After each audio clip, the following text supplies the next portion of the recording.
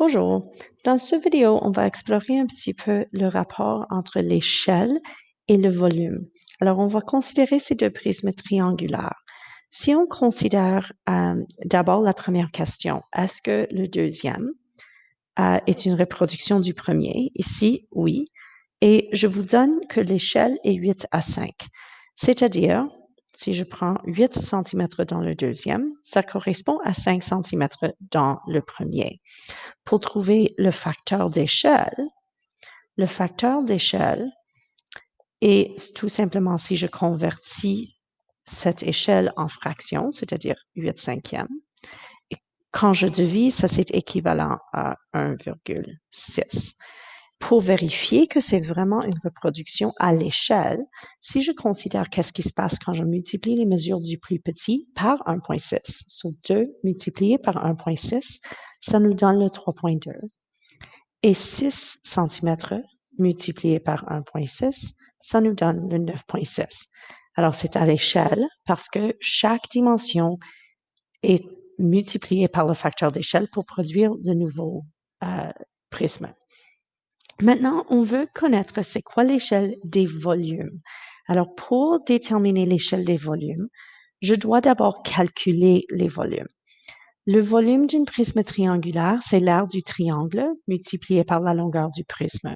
Alors, dans le cas du premier, l'aire du triangle, c'est 2 fois 6 divisé par 2, et puis multiplié par, sur le volume égal, multiplié par la longueur du prisme qui est 5.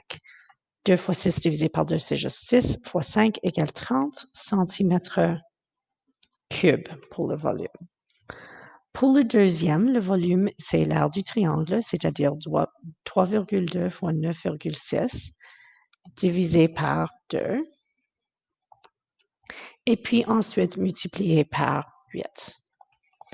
Et ça donne un volume de 122,88 cm3.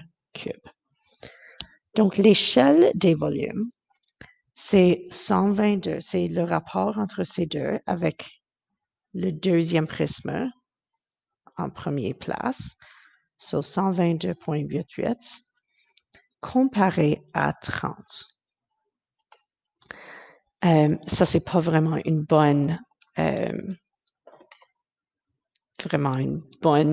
rapport à donner. Mais si je simplifie, vous pourrez utiliser vos calculatrices pour simplifier ceci comme si c'était une fraction. J'obtiens 512 à 125. Si je compare 512 à 125, comment est-ce que ce rapport des volumes compare au volume des lignes, des dimensions? C'est essentiellement le cube. So, 8 cm compare à 5 cm. Si je mets tout ceci au cube, 8 cubes, c'est 512 cm3, et 5 cubes, c'est 125 cm3. Alors, dans le cas d'échelle des volumes, c'est le cube de l'échelle linéaire. Ça, c'est ce qu'on appelle l'échelle linéaire. Pour le facteur d'échelle, 512 divisé par 125, le facteur, c'est 4,096.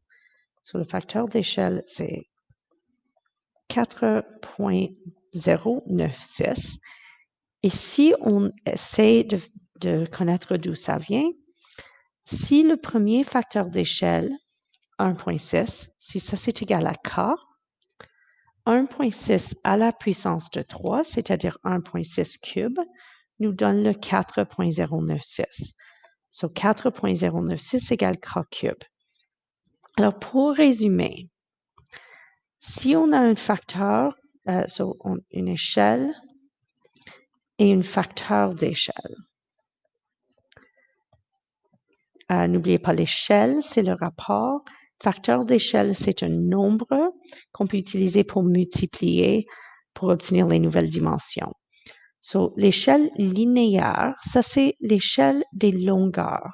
Si j'ai une échelle de, disons, A à B, et soit un facteur d'échelle qui est égal à A divisé par B, mais on va juste nommer ça K.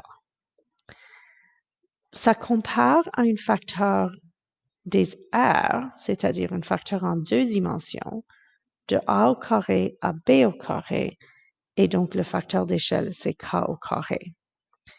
Et pour les volumes, je prends l'échelle linéaire, je le mets au cube, et le facteur d'échelle devient maintenant 3 cubes.